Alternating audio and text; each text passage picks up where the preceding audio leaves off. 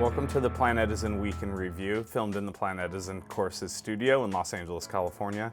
I'm James Braswell, I'm the managing editor of Planetizen, and I'm going to share with you some of the biggest and most important and exciting stories from the world of planning this week.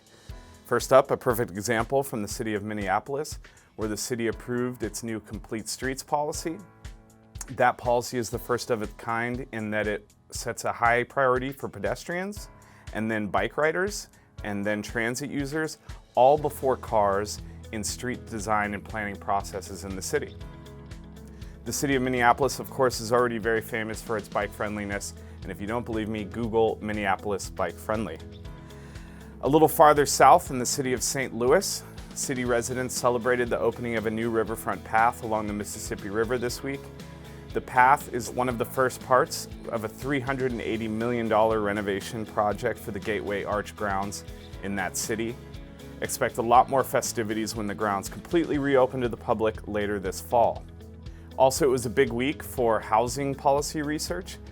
Researchers at the University of California, Berkeley announced a new study finding that affordable housing is the most effective tool to prevent gentrification.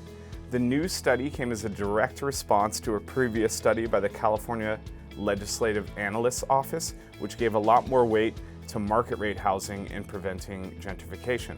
Just a few days later, also at UC Berkeley, the Turner Center for Housing Innovation announced the release of the Housing Development Dashboard, which allows the calculation of both the cost and probability of housing development proposals in the existing policy landscape, as well as the calculation of the estimated impact of housing policy changes on the housing supply market.